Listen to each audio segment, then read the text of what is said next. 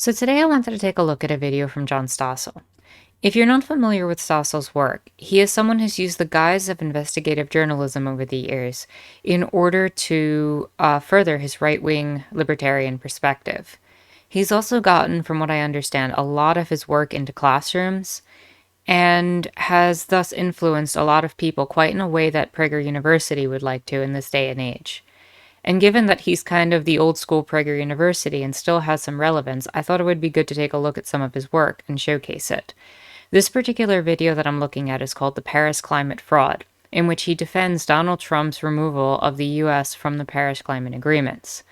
Given that Joe Biden is likely to put us back into the Paris Climate Agreements, I thought it would be worthwhile to take a look at his perspective and debunk it so that we can take a good hard look at why they're important and why we should stay in them. With that said, let's take a look at the video. In full disclosure, before I get into it, I have watched the video and I do have some resources prepared to debunk a lot of this stuff. So let's take a look. One of the hottest years on record. Was among the hottest years recorded. The hottest year on record. Another hot year. Global warming. What will we do about that? I don't know. What do we Politicians do? from most every country promised to deal with it by signing something called the Paris Climate Agreement. A historic climate agreement in Paris. But when President Trump took office, he said, "The United States will withdraw." "What? We will withdraw? We alone?" President Trump isolated the United States with his reckless and indefensible decision. My neighbors in New York agree with that. And so do most of the media. A lot at stake, potentially for the planet. Really? I bet they don't even know what was in the agreement. I didn't. Paris Accord was somewhere between a farce and a fraud. Manhattan Institute senior fellow. Before we get into what he has to say, I wanted to just show off who Oren Cass is. From what I've understood about him, from the little I've seen, he's not a complete climate denier like a lot of people out there, but he just doesn't seem to think that climate change is really a big deal. We don't really have like a scientific consensus from his perspective of what might happen. He tends to push it off as a later problem or something that may not have the same consequences we set out to believe. So for this, I have an article he wrote in National Affairs, How to Worry About Climate Change, where he states, and you're welcome to go through the whole article, climate change, forecasted, irreversible, and pervasive, might therefore be called a worrying problem. Here, worrying does not mean concerning, though it is that as well, but rather something tailor-made for worry. Its effects exist primarily in the imagination, and have poorly defined bounds that encourage speculation. A point of no return looms, yet the contours of those bounds and that point may become clear only after it's too late to correct course. He further goes on to say, any of these things may be true, as is the nature of genuinely forecasted challenges. They are mostly non-falsifiable, but while extreme climate change is quintessentially worrying problem, it is also one that has no guarantee or even likelihood of occurring. Certainly, the scientific consensus or even the scientific mainstream on climate change does not extend to confidence in such scenarios. The context of all of this is, like I said, he is saying that it's very unlikely that the most extreme levels of climate change will happen. A lot of the things that we predict as potential extreme cases are not something to take seriously or worry about because we don't even know if they're going to happen. As far as I'm concerned, if there's a potential of a lot of the extreme cases, we should be worrying about it. Some of the extreme cases mean the collapse of entire ecosystems. So even if we don't hit that extreme, the fact that that's something that could theoretically happen and has a scientific basis means that I actually extremely disagree with Oren Cass's assessment. And I think we should take that into account when we're examining what Cass has to say. With that said, let's get back to the video. Fellow Oren Cass is one of the few people who've actually read the Paris Agreement and also the commitment sent in by every country. You don't even have to mention greenhouse gases in your commitment if you don't want to. You send in any piece of paper you want. We're going to staple them all together, and we're going to call that the Paris Accord. Okay, so they don't have to mention greenhouse emissions specifically, because greenhouse emissions is listed in the entire Paris Agreement 15 times. All it requires is a Google search, look into the Paris Climate Agreement, and Control F, and then hit greenhouse. You'll see it's in there 15 times. So anybody who's signing on to this type of resolution in the United Nations, or this type of agreement, is going to already have greenhouse emissions in their mind when they're making these documents and they're talking about emissions. So that's kind of a disingenuous thing. Also, with him talking about stapling papers together, I mean, that's generally how agreements work. You staple a bunch of papers together that have a lot of words on them, and then you sign the paper. Again, I think it's a kind of disingenuous claim that you can just write anything, especially if you actually look at some of the documents. And I do have a few of them on hand, which he's going to talk about, which I will go over in some detail, and I can show just the level of extent that's going into these documents. So they're not just thrown together. Everyone sent in a piece of paper, and they stapled it together and held it up and said, this is amazing. China has made a major commitment. So what's in the commitments that every country made? India has ratified the Paris Climate Accord, committing the world's fastest growing economy to limit carbon dioxide emissions. What you find is they either pledged to do exactly what they were already going to do anyway, or pledged even less than that. China, for instance, said, we pledge to reach peak emissions by about 2030. Well, the United States government had already done a study to guess when Chinese emissions would peak, and their guess was about 2030. Peak doesn't mean... So first thing I want to cover with that is one of the points of the agreement is not necessarily to magically stop everything, which I think even he wouldn't agree with based on his perspectives, that that's a realistic perspective. But one of the goals within the accords is so that each nation can kind of create an accountability to the United Nations and to the world to basically say, I am pledging to do this. So if they don't, they can be called into question later as to why that didn't happen, what went wrong with the programs and initiatives that they were doing. It's generally agreed upon that having these type of emissions dealt with is a good thing for the world, even from countries that are, against the United States. So as long as everybody's coming together in a position of trying to stop this, you have to take into consideration the different economies and everything that's going into play. It can't just be a complete stoppage if you want to maintain capitalism, if you want to maintain the world that we're living in right now. So, yeah, let's take a look more at what he has to say. Stop. It just means stop increasing. That's right. So in fact, China promised they will continue increasing their emissions for some time to come. And yet... Another funny thing happens with that. When they're talking about China continuing emissions, I like to think of the example of a car. If you're driving in a car and you're going forward and you're pressing the brake, you're still going forward. You don't stop going forward when you press the brake. You start deaccelerating and you start to come to a stop. When they're talking about reaching peak emissions in China by 2030, what they're saying is that China is reducing the amount of emissions every year. To call it an increase, it's a decreased increase. And there's a wordplay going on there, when they could just say that China is accurately deaccelerating its carbon emissions. It's decreasing the amount of carbon emissions that it produces every year, in terms of the way that it's increasing every year. So if it had a 5% increase in one year, it might have a 3% increase the next, a 1% the next, and then finally taper off, and then be able to turn that around. And as a developing nation, and as the largest developing nation in the world, China has a right to do that under these accords.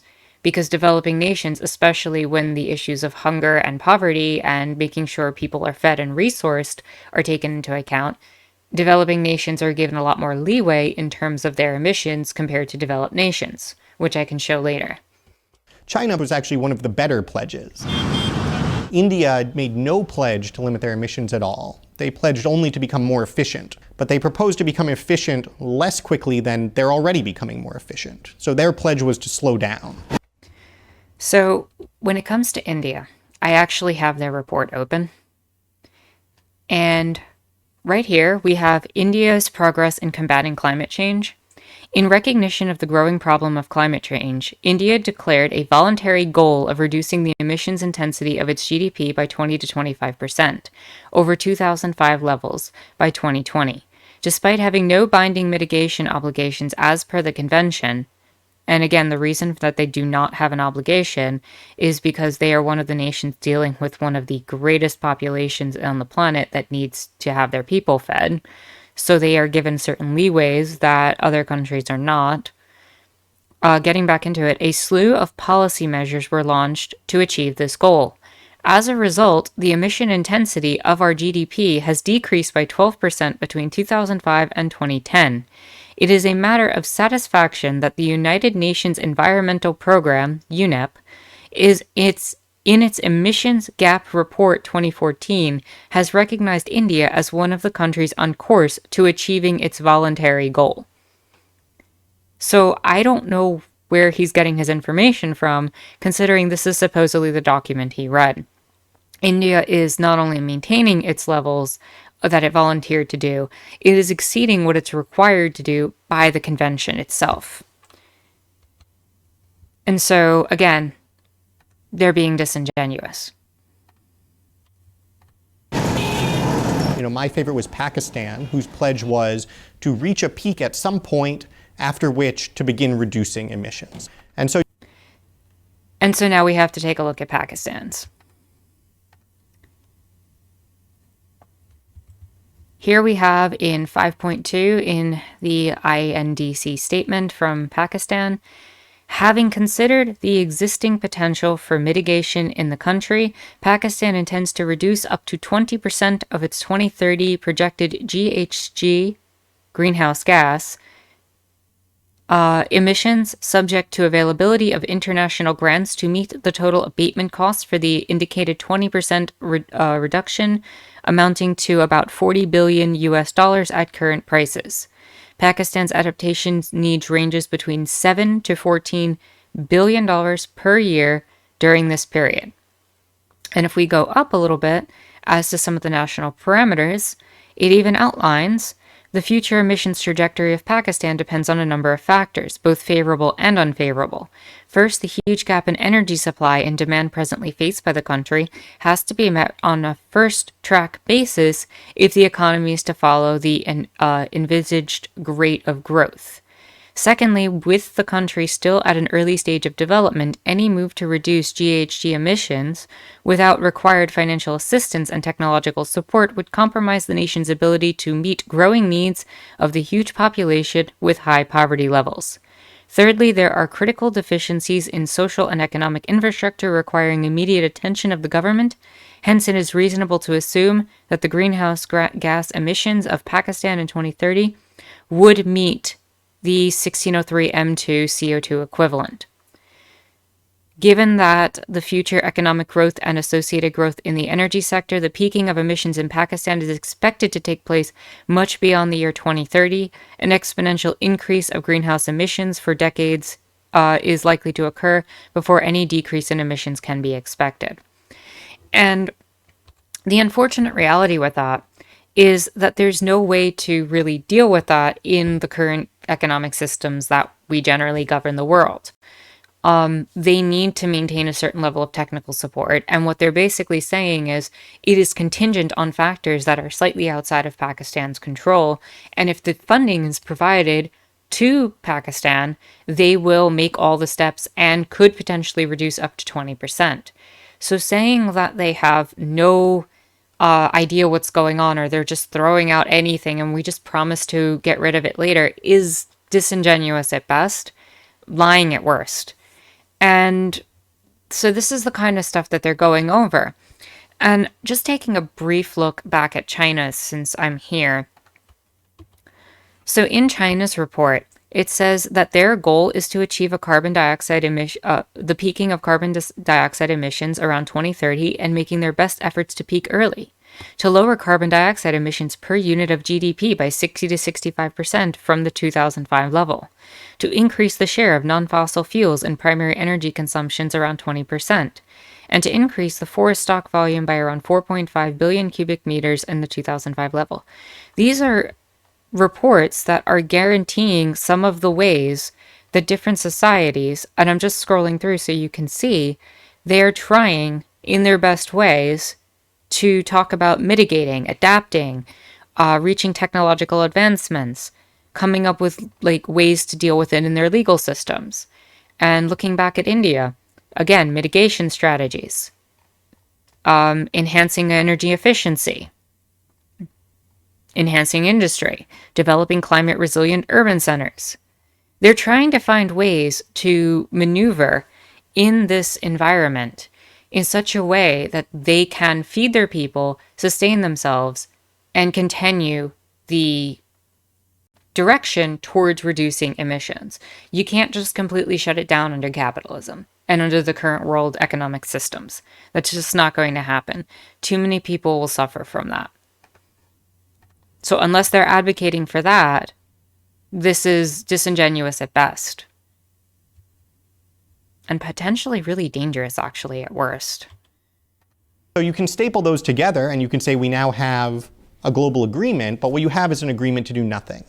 And if anything, you've gone backwards because whereas in the past you could have criticized countries and said, hey, why aren't you doing anything? Now we have an agreement that says, in fact, we will applaud you for doing nothing. We came together. So, as I've stated before, they're not doing nothing. These agreements are accountability. If they do not meet those accountabilities, there could be calls for UN to investigate further and to have more of a conversation about this in many years. The UN is limited in power and scope. So at the end of the day, I mean, on some level, I guess it's nothing because technically speaking, any country could just lie and, not follow it. Like the United States is probably sure to do, especially since they left. But maybe with Biden, we'll get back in and we'll actually make an attempt to try to save the planet a little bit. Who knows? But the fact is that all of these things coming together is better than not having it. Around the strong agreement the world needed. Obviously, President Obama got a lot of political mileage out of that, but the climate didn't get much at all. The one country that showed up in Paris with a very costly, ambitious target was the United States. So President Obama took all the zero commitments from everybody else, but threw in a really expensive one for us. Super expensive. Obama pledged to reduce American emissions by a quarter. So going back to the actual, this time to the actual document, I have here a section that says, developed country parties should continue taking the lead by undertaking economy-wide absolute emission reduction targets. Developing country parties should continue enhancing their mitigation efforts and are encouraged to move,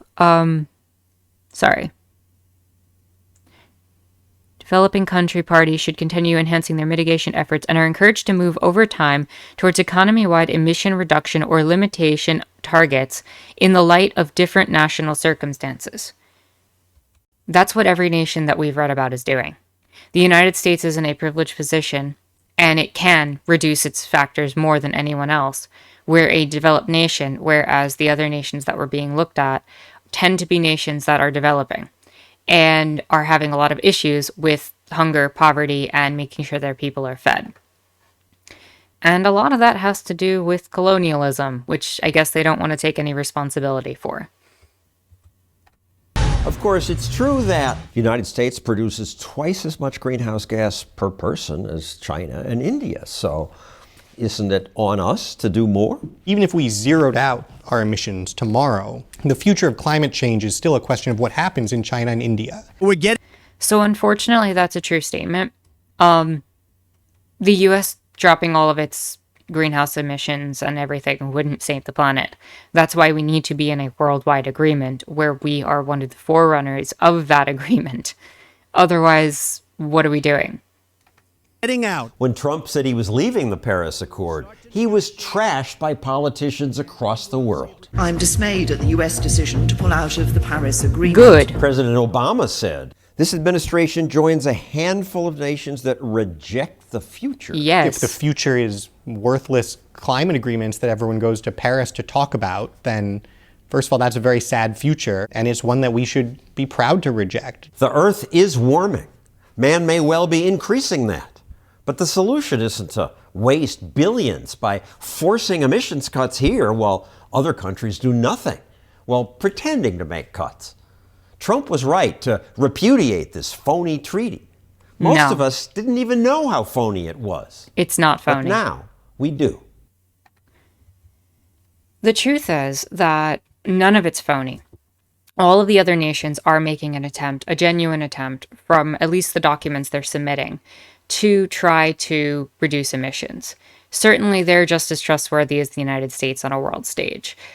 Further, to say that the U.S. is doing everything when, the other nations aren't doing anything, and to bring up the fact that the U.S. is going to be losing so much money over the course of things is wrong. Like, the other nations are not doing anything, or are not doing anything. They are making concessions into the agreement as well. Furthermore, a huge part of that whole situation was that the Trump administration was trying to appeal to a certain voter base that wanted to move away from renewable energy sources and continue the same fossil fuel industry type situations that we've been in for a while. And so by removing ourselves from the accords, we actually just decided to take a blanket stance of we can do whatever we want. And we were the ones not accountable, and we were the ones not speaking to anybody else in the world.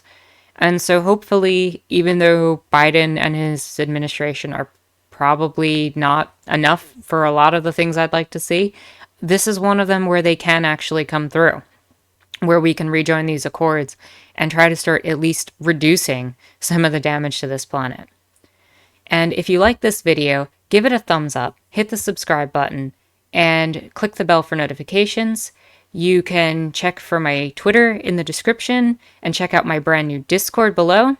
Feel free to come check it out and join the conversation. And with that said, my name is Anarchist Tara, and I hope you enjoyed watching.